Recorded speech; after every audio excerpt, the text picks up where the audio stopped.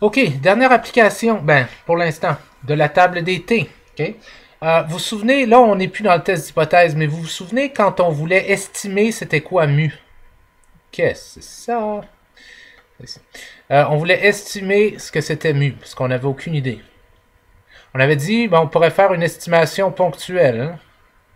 Une estimation ponctuelle, ça serait, disons, prendre un échantillon de, je sais pas moi, 100 personnes, trouver que le X bar est égal à, disons, 5, et ponctuellement estimer que mu doit donc être égal à 5. Mais on avait vu que c'est pas super bien parce que ben il y a plein de chances qu'on se trompe. Et on avait vu à la place le concept d'un intervalle de confiance, ok, pour lequel il fallait j'imagine que mon S de mon échantillon de 100 personnes, c'est 0,5. Là. Pour faire un intervalle de confiance, qu'on appelle en passant ça, là, de 95%, IC 0,95. Okay. On avait vu qu'il fallait prendre notre moyenne, 5, plus ou moins un Z de 0,25, okay, qui était égal à 1,96, fois l'erreur type. Évidemment, on n'a pas accès à ça, donc on allait estimer ça ici. On allait l'estimer avec ça. Puis comme on avait 100 personnes, ben on peut pas mal faire confiance à notre S. OK? Donc ça demandait simplement de calculer le SX bar qui était égal à 0,5 divisé par la racine carrée de 100, ce qui veut dire 10, ce qui est égal à 0,05. OK? Donc ça, c'était égal à 0,05. Donc le tout voulant dire que, au bout du compte, notre intervalle de confiance se dressait entre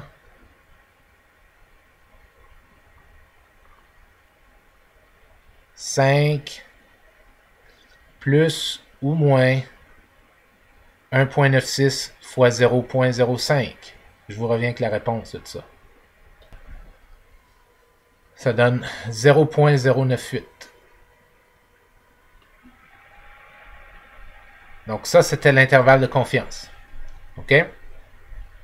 Mais là, hein, qu'est-ce qui arrive si pour une raison ou une autre, vous avez un n qui est moins que 100 et peut-être même plus bas que 30, 30 étant le plus bas que ça peut être pour utiliser les Z, après quoi ça casse, il faut aller dans les T. Imaginons qu'on a un N de 20 personnes, par exemple. OK? Bon, qu'est-ce qui change? Mais qu'est-ce qui change? Mais la moyenne calculée, imaginons qu'elle est la même.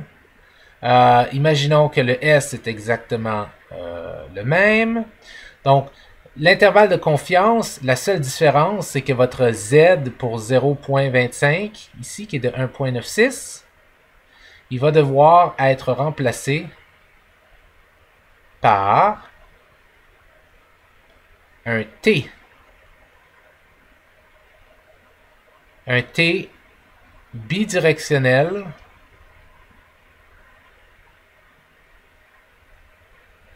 comme ça de 0,05. OK? Parce qu'on est dans du intervalle de confiance de 0,95, donc 0,05. Donc, ce T bidirectionnel-là, il va falloir aller le chercher. Le SX bar reste exactement la même chose, mais on va aller chercher la valeur de ce machin chouette-là ici. Donc, bidirectionnel, 0,05, mais ça nous prend quoi quand on veut calculer un T, notre T critique dans le fond, là? Ça nous prend le degré de liberté. Hein. Le degré de liberté, je vais le faire un zoom sans le vouloir. Les degrés de liberté, c'est n-1, donc 20 moins 1. Donc, dans ce cas-ci, c'est 19. Donc, 19 degrés de liberté. On va aller voir ça. OK, nous revoici. Donc, on est dans du two-tail, parce qu'on fait un intervalle de confiance. Puis, on est à 95%, donc il nous reste un petit 0,05%. Donc, nous voilà ici. Du two-tail, 0,05. Hein? Et puis, on avait dit que le degré de liberté, ou Degrees of Freedom, ou DF, ici, est de 19. Donc, on va descendre à 19. Ici. Ça donne donc une valeur de 2.093. On va aller la mettre dans le calcul.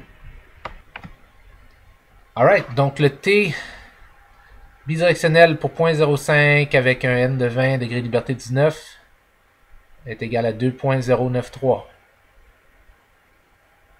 OK, donc mon intervalle de confiance est 95%. Dans le cas où j'avais un petit chiffre un petit N de 20, OK, est de 5 plus ou moins 2.093 fois 0.05. Je vais vous calculer ça tout de suite. Et ça donne 0.10465. Donc, on va dire 0.105. Donc, ça, c'est notre intervalle de confiance. Donc, ici, on a notre intervalle de confiance si on avait un N de 100 personnes et on a pu utiliser le Z de 1.96, okay, qui est un Z relié à 0.025. Et ici, c'est le même intervalle de confiance si on a un N qui est beaucoup plus petit que 100, donc ici un N de 20, où on a dû utiliser les T. Et le T qu'on a utilisé, c'est un T dans la table qui a un degré de liberté de 19, qui est pour du two-tail bidirectionnel, 0.05, parce que c'est un intervalle de 0.95, et ça nous donnait un T de 2.093. Donc, ça, c'est la différence. Maintenant, vous savez comment calculer un intervalle de confiance quand on a des petits n. Et un intervalle de confiance quand on a des grands n. Z quand vous avez un grand n. T quand vous avez des petits n. Voilà, voilà.